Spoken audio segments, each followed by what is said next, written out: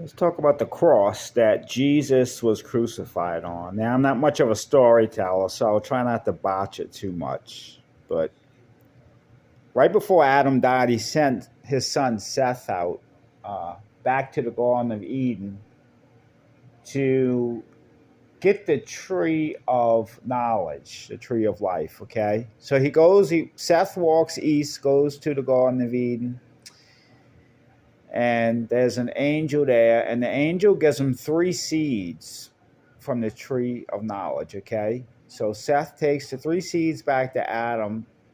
Adam places the seeds in his mouth right before he dies. Okay, so they took Adam and they buried him, and this tree grew. All right, now some years later, Moses, okay, had a vision at the burning bush, and he goes and he cuts a magical rod off that tree, a branch, the same magical rod that he used to draw water out of stone in the Bible. Okay, God didn't permit him to continue to carry it because he didn't ask for God the second time he tried to take water out of a stone with this stick. Okay, so they went and they took. So King David finds out about it, and he tells Solomon, and Solomon wants to take that same large rod, and he wants to make a pillar out of it in the temple. But his carpenters couldn't do it, so he made a bridge out of it. Okay. Now, long story short, that same bridge, because there's some other events that happened.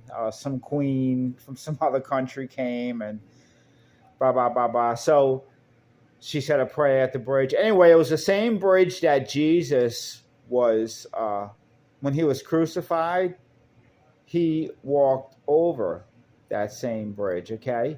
Now, when they go to crucify him, there's no wood on Calvary, so they go back and they take that same pillar, that same part of the tree of knowledge, out of the bridge that Jesus walked across to go to Calvary for crucifixion, and they saw it down into a cross, and that is the cross they used to crucify Jesus. I mean, I thought it was a pretty interesting story. Noah, actually, I forgot to say this. Noah, this was, let's see, after they buried Adam with the seeds in his mouth and the tree grew, Noah took and dug the skull of Adam up with the tree and brought it on to the ark. Okay, and then afterwards it was planted, and the rest of the story happened. So I forgot that part of the story. And there's some other interesting parts, like the king.